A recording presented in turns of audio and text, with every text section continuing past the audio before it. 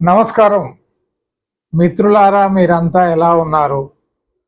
మంచి మానసిక స్థితిలో ఉంటారని ఆశిస్తూ, జీవితం మన కోసం, మన ఛానల్ పేరు ఇది. ఈ ఛానల్ ద్వారా మనం మాట్లాడుకుంటున్నాం. ఇక్కడ మాట్లాడడానికి ఒక వక్త,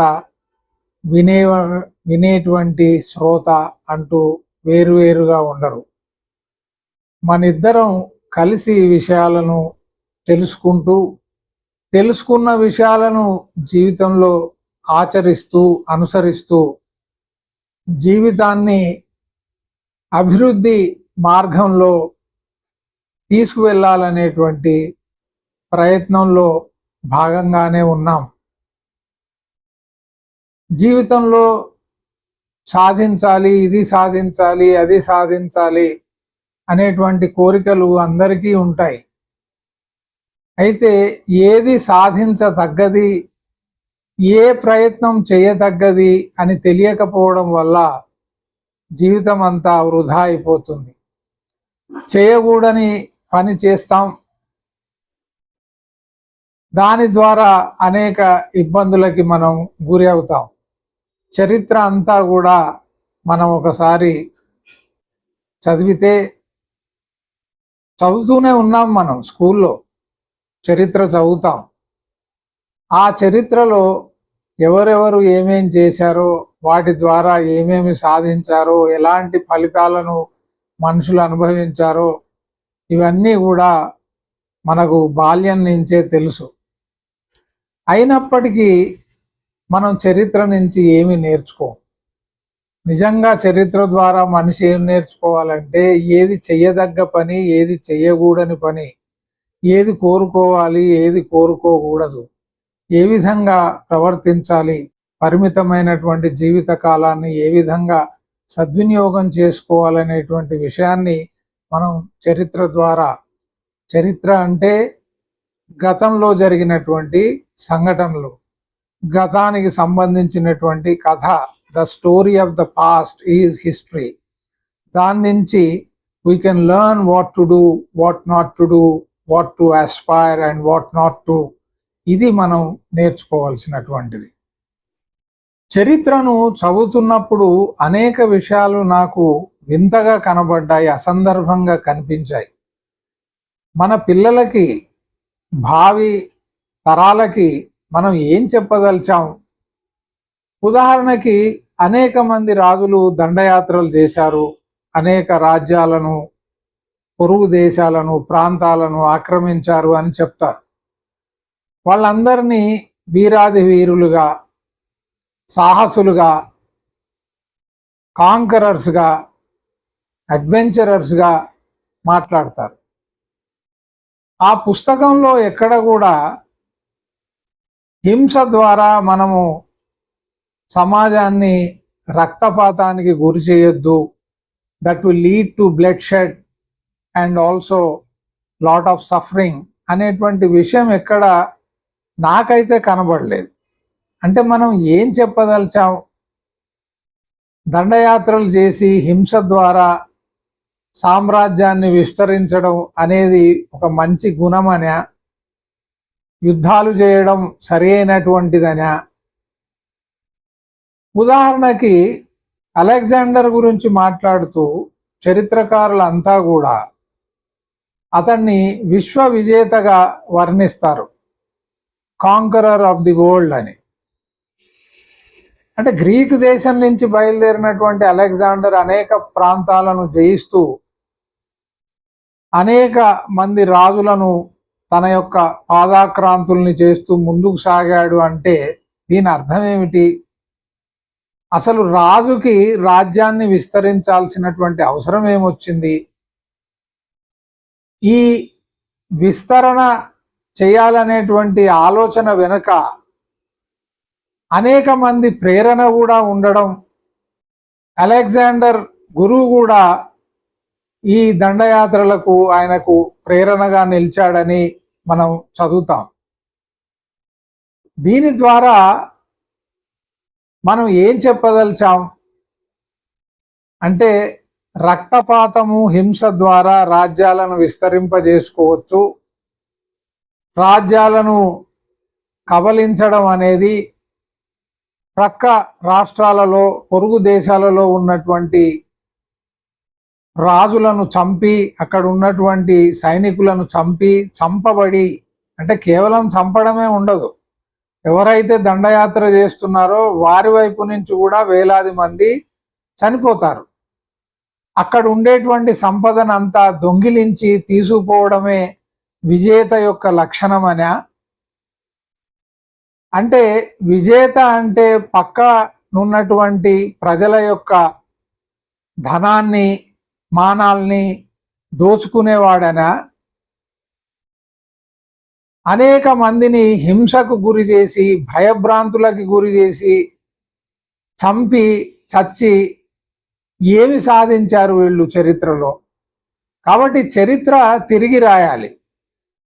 ఏ పుస్తకంలో కూడా హింస ద్వారా మనం ఏమి సాధించలేమని రాసి ఉండదు.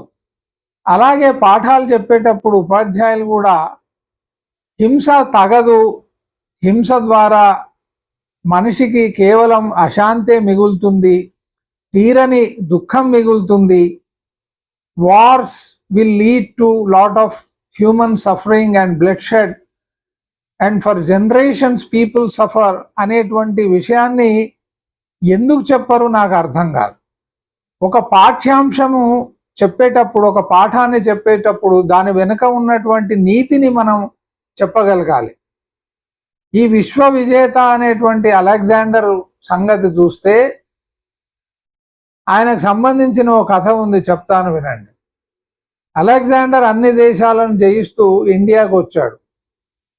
ఇండియాకు వచ్చి ఒక పర్వత ప్రాంతం నుంచి ఆయన సైన్యం అంతా వెళ్తున్న సందర్భంలో అక్కడ ఉన్నటువంటి ఒక సాధువు, సెయింట్, మహర్షి అనుకోండి, ఆయన లేచి డాన్స్ చేయడం మొదలు పెడతాడు. ఆనందంతో డాన్స్ చేస్తూ ఉంటాడు, నృత్యం చేస్తూ ఉంటాడు.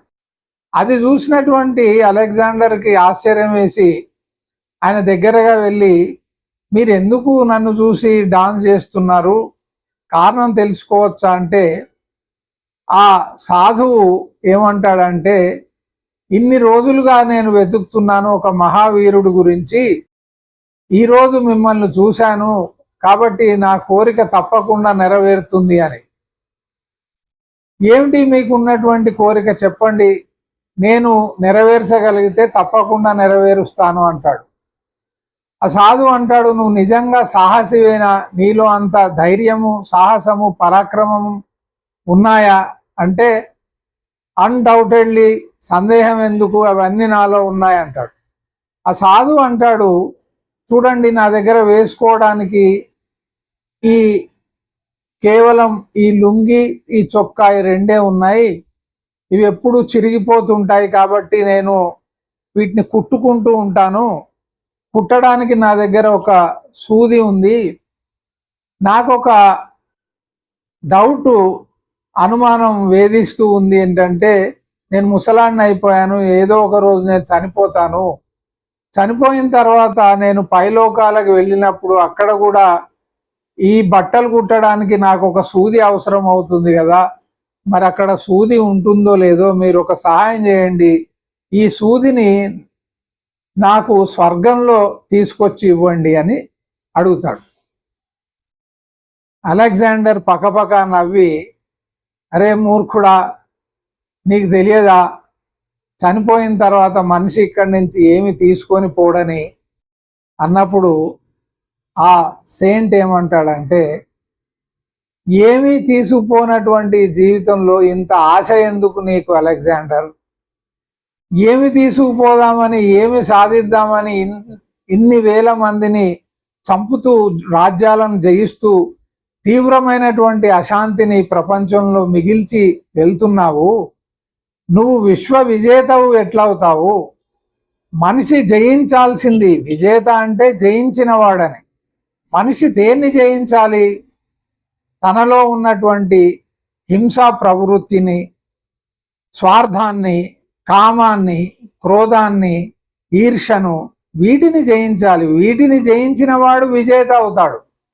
అంతేగాని కేవలం భూమిని జయిస్తూ పోయినవాడు, ఆ భూమిలో ఉన్నటువంటి ప్రజల దగ్గర ఉన్న సొమ్మును దొంగిలించేవాడు, వాటిని అన్నింటినీ తన రాజ్యానికి తీసుకొని పోయేటువంటి వాడు విశ్వ విజేత ఎలా అవుతాడు అని అడిగినప్పుడు అలెగ్జాండర్కి జ్ఞానోదయం అవుతుంది, కనువిప్పు అవుతుంది.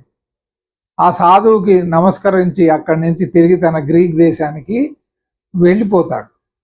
వెళ్ళిపోయిన తర్వాత తన జనరల్స్కి చెప్తాడు, చూడండి, నేను చనిపోయిన తర్వాత నా 2 చేతులు, నా శవపేటిక, కాఫిన్ ఉంటుంది కదా, దాంట్లో నా 2 చేతులను బయటనే పెట్టండి అందరికీ కనబడేటట్లు.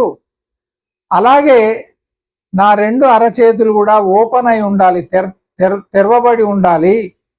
ప్రపంచానికి తెలియాలి విశ్వ విజేత అయినటువంటి అలెగ్జాండర్ ఇక్కడి నుంచి మరణం తర్వాత వెళ్ళిపోతున్నప్పుడు ఏమి తీసుకొని వెళ్ళిపోలేదు, ఖాళీ చేతులతో వచ్చాడు, ఖాళీ చేతులతో వెళ్ళిపోతున్నాడు అనేటువంటి సందేశం నేను ఇవ్వదలిచాను అన్నాడు.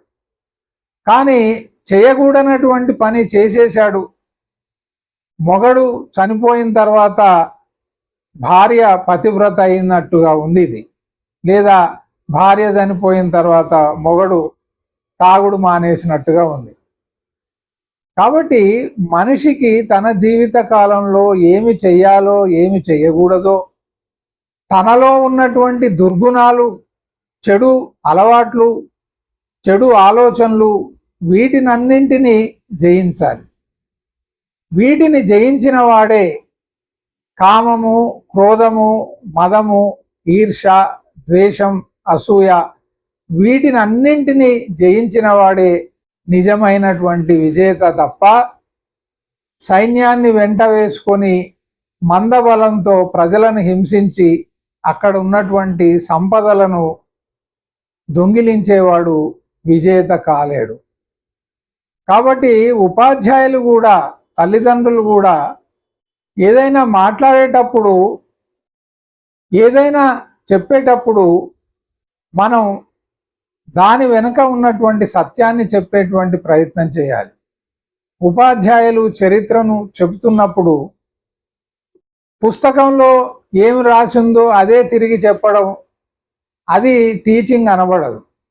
విశ్వ విజేత అని రాసింది కాబట్టి విశ్వ విజేత అని పిల్లలకు నేర్పించడం కాదు. నిజమైనటువంటి విజేత అంటే ఇలా ఉంటాడు, మనలో ఉన్నటువంటి చెడు గుణాలను అన్నింటినీ జయించిన వాడే నిజమైనటువంటి విజేత.